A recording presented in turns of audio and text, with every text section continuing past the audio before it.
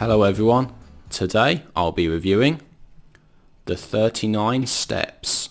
So The 39 Steps came out in 1935 and was directed by Alfred Hitchcock, and this film starts off in London at this theatre, and Robert Donat, he plays this character called Richard Hannay, and there is this man who is up on stage called Mr. Memory, and the idea is that people will shout out questions to him, and because Mr. Memory has memorised absolutely everything, he should be able to answer any questions that the audience may have. All of a sudden some gunshots are fired, and Richard Hannay, he meets this woman called Annabella Smith, and they go back to Richard's flat. So this woman called Annabella Smith, she says that she's being chased by these men because she has discovered this plot to smuggle some secret British information out of the country. Yeah, there's an organisation which is being headed by this man who is missing the tip of his finger. So later that night, Annabella, she rushes into Richard's room and she has been stabbed in the back, and before she dies she points to this map of a place in Scotland.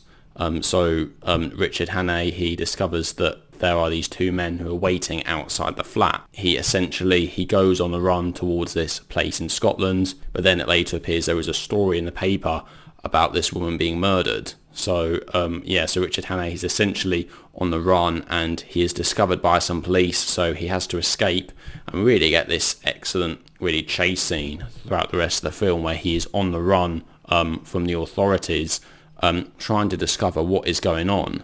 Earlier, Annabella Smith, she did mention this place called the 39 Steps, or not necessarily this place, but she mentioned something called the 39 Steps.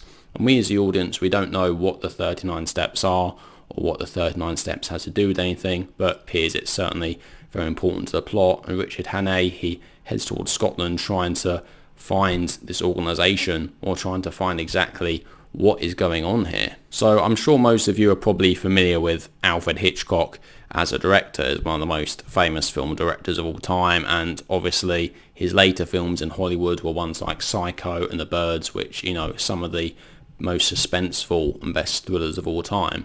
But this was one of his earlier films. As I said, it came out in 1935, and it's set in Britain, and it was filmed in Britain. Obviously, Alfred Hitchcock was British, so his earlier films were done in Britain. And this is often thought to be one of his best earlier films, or actually one of his best ever films. And it was a film that I had previously seen once before, so I came back to watch it again for this review. And I have to say, I think I enjoyed it much more this time than I did the previous time, because this is one of those films that constantly keeps you on your toes. You're constantly learning new information as you watch this film, as we are following this character called Richard Hannay, who is wrongly framed for murder and is essentially just on the run throughout this whole film, trying to escape from the authorities. It has a very Alfred Hitchcock feel to it. This kind of plot is very familiar with Alfred Hitchcock, the idea of somebody being framed, a case of mistaken identity, and it's certainly a theme which we see in later Hitchcock films like North by Northwest. But in this one, what I like about it is that Richard Hannay, he's very much on his own throughout this film, and throughout this film he often pretends to be different people in order to escape from the police. There's one fantastic scene where people think he's involved in politics, so he goes up on stage and he just makes up this speech trying to, you know, get the audience interested just in order to escape from people, and just as a means of distraction, really. And it's a really excellent scene which just shows what kind of a character he is, and, you know, what lengths he is going to in order to escape the authorities because he's being framed for murder. He also meets lots of other characters throughout this film, and what is particularly interesting is that as he comes across these different people throughout the film, some of those people he meets do later crop up later. So it really is a case of us seeing these characters and wondering whether they are important to the plot, or whether there are characters he just comes across once and then they disappear. I do particularly like the use of the on-location footage in this film. We get an excellent scene which is on Forth Bridge. Quite an important part of the film takes place on that bridge, so it's quite nice to have these scenes, particularly ones which are set out in the countryside where we get some of that British landscape, which is really nice to see. I have to say that unfortunately, probably due to the age of this film, the audio quality isn't particularly great, particularly if you compare it to lots of other films. But having said that, as I said, this is not a Hollywood film, so it's not a big budget film from the area. It's from this era rather. It's a British film, and yeah, as such, the budget obviously wasn't massive, and yeah, that's probably why the audio quality isn't amazingly good. And yeah, if I'm honest, I actually watched this film with the subtitles on, and it was just because during the earlier scenes in particular we get quite a lot of dialogue, and I felt like I was missing out on quite a lot of what the characters were saying, just because the audio wasn't amazingly good. And it did help when having the subtitles. And actually, as I mentioned, one of the earlier scenes in the film is at this theatre when people are shouting things out to Mr. Memory, and there were lots of lines which I felt I was missing, so I thought, yeah, I better turn on the subtitles so I'm not missing any particular bits of dialogue. But to be honest, as the film goes on, we don't get quite as many scenes like that, so I probably could have understood the dialogue anyway.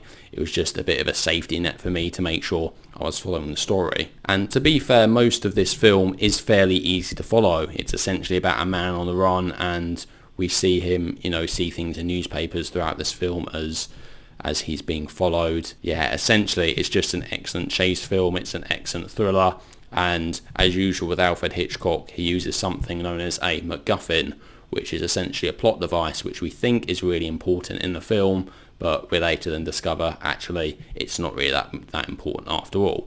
But I don't really want to spoil too much. I would say that Robert Donat is excellent in this lead role. He gives a pretty good performance from what you can expect in this kind of film from this era. And yeah, wonderfully directed by Alfred Hitchcock, obviously. Absolutely the master of suspense. In fact, this film is often on those lists of the greatest British films of all time. It was in the top 5 of the British Film Institute's 100 greatest British films, which was a poll done in 1999. So it's very much regarded as a classic. So definitely, if you're someone who likes British films, particularly classic British films, then this is definitely one that needs to be seen. So overall, I'm going to give the 39 Steps a rating of 9 out of 10. As I said, if you like Alfred Hitchcock as a director, this is definitely one that needs to be seen, although obviously, since it is one of his early ones, it's not quite as big budget and extravagant as his later films, but still it has very much an Alfred Hitchcock feel to it and is very much worth your time. So there we go. So that is my review of the 39 Steps. So what do you guys think? Have you seen the 39 Steps? Do you like it? Do you dislike it? Please let me know what your thoughts are down in the comment section below. Anyway, thank you very much for watching. I'll see you all in the next video. Take care.